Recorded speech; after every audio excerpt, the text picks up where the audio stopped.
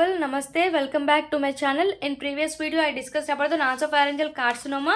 First I discussed about the etiology, how it came, first I discussed about the introduction, where is the site, what is the bimodal age, and I discussed about the etiology, 3 types, genetics and viral environment. Next I discussed about histopathology, WHO classification, type 1, type 2 and type 3.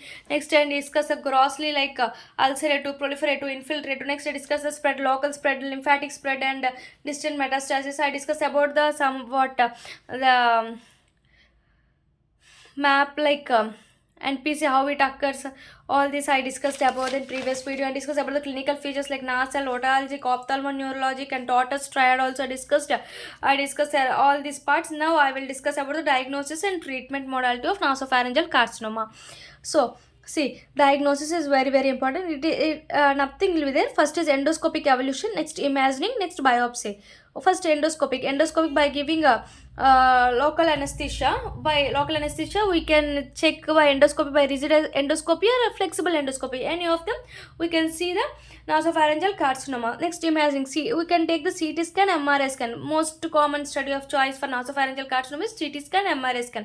Next we discuss about the we can take the X-ray of chest because of metastasis, lung, liver and bone. We can take the chest X-ray for lung and CT abdominal or USG. All for liver, for any liver involvement is there. Next PET scan is also taken for in this nasopharyngeal carcinoma. First to CT scan, MRI scan. Next because of involvement of lung, X-ray chest and liver is CT abdomen or USG. Next PET scan also taken. Next biopsy and audiogram is also used in diagnosis of nasopharyngeal carcinoma. Why biopsy? Because for detection of hearing loss, if any hearing loss is present, we can how we detect by taking the biopsy or by using the audiogram technique. By using audiogram technique, we can know about the any ear involvement are there. This is the diagnosis.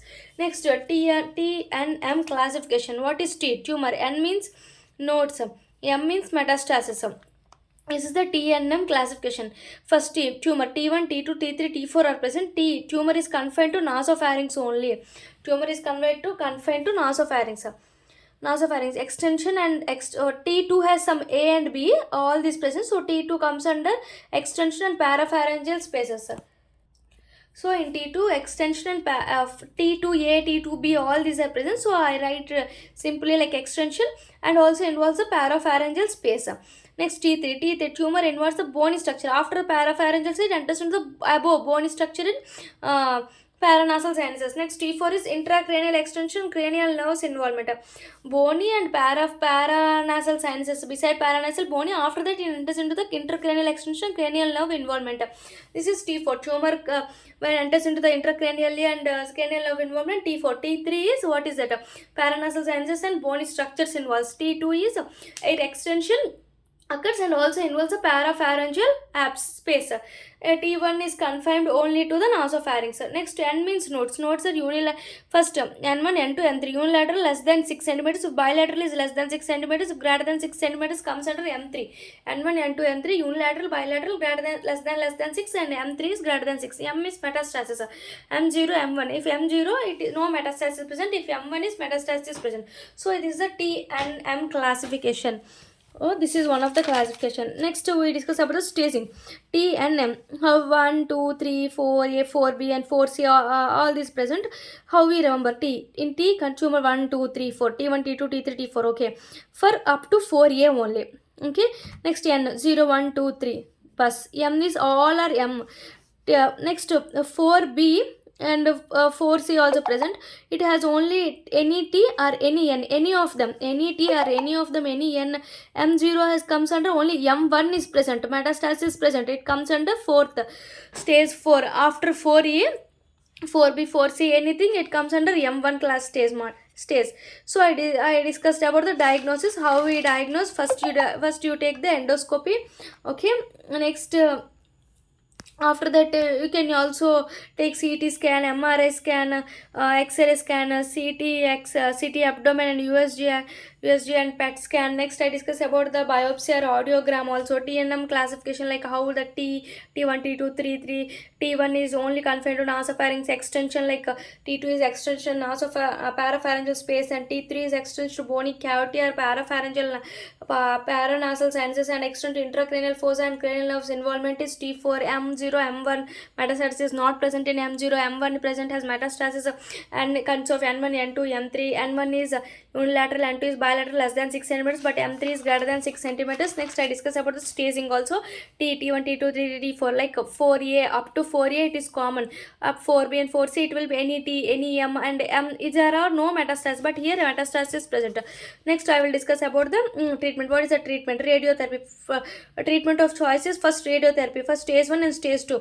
Stage 1, if the person is having stage 1, stage 2, we can do the radiotherapy. 600 to 700 mu CGY delivered by linear acceleration to primary and both sides of the neck by three-dimensional conformational radiotherapy by IMRT, intensity modulator radiotherapy. In radiotherapy is a treatment of choice for type 1 and type 2 stages. Okay, what is the radiotherapy? What type of radiotherapy? IMRT, intensity modulator radiotherapy treatment can be given in this nasopharyngeal carcinoma. Next, chemotherapy is stage for third and fourth only. In this chemotherapy, along with third and fourth stages, along with chemotherapy, we can use also combine with radiotherapy for better treatment. We can use cisplatin only, or cisplatin plus 5-FU. This local control prevents distant metastasis. To prevent the metastasis, we can use the chemotherapy.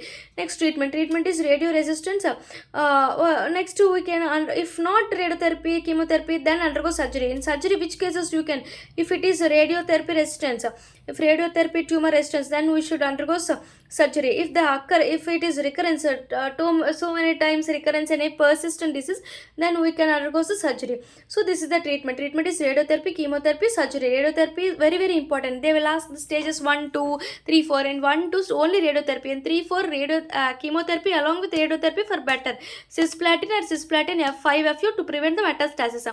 Next, for surgery, if there is radiotherapy resistance or any recurrence of persistent disease is present, we can use the surgery.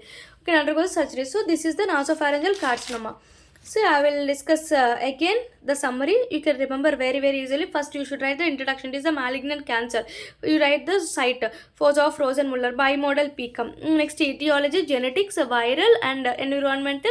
You can write the IgA antibodies against the VCA and EA. VCM is viral capsid antigen. It is more sensitive, and LD antigen is more specific. Nitrosamines and hydrocarbons. WHO classification is type 1, type 2, type 3. What is type 1? It is a less 25%, next 12%. Type 2 is very least common, and type 3 is 63%. Differentiated, undifferentiated. First, keratinizing, non-keratinizing, undifferentiated, non-keratinizing, undifferentiated.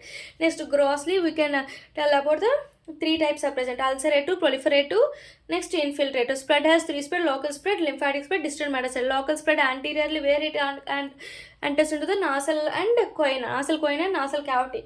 Next, in upwards, where it leads to foramen lacerum, foramen ovale to the middle cranial fossa. Next, inferiorly goes to oropharynx and hypopharynx, and upwards, inferiorly, anteriorly. Next, laterally, parapharyngeal abscess and retropharyngeal lymph nodes. So I discuss the same. Parapharyngeal abscess, if involves parapharyngeal abscess, it leads to Horror syndrome, cranial nerve involvement of 9, 10, 11, 12, and also it leads to pterygoid muscle involvement, leads to trismus.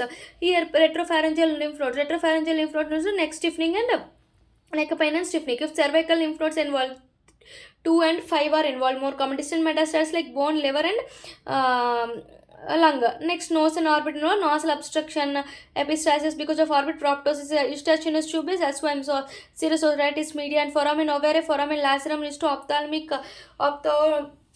symptoms and facial pains and cranial nerve like 3, 4, 5, 6. So clinical features: first, nasal obstruction, nasal discharge, triangular clutch, otologic. Most common feature of person who come with nasopharyngeal cancer, unilateral SOM. So serous otitis media. Next, ophthalmic. 6 means squint and diplopia. 3, 4, 6 neurological pain, facial pain, ophthalmo pain. 5 means decrease the corneal reflexes. 2 means blindness and exophthalmos. 9, 10, 11, 12 jugular foramen syndrome, and 12 is due to extension of growth of hypoglossal canal. Cervical sympatric chain is Hornet syndrome. Next, tortoise thyroid and PCV. This is important. Neurologia, palatine paralysis, and conductive hearing loss. Next, cervical lymphadenopathy and distant metastasis is most common. Presenting order, you can remember this presenting order. Next, endoscopy evolution, imaging techniques, and biopsy, TNM classification. Next, I discuss about the staging. Next, I discuss about the treatment like radiotherapy for 1 and 2 stages and chemotherapy for 3 and 4. Along with chemotherapy, you can use the radiotherapy.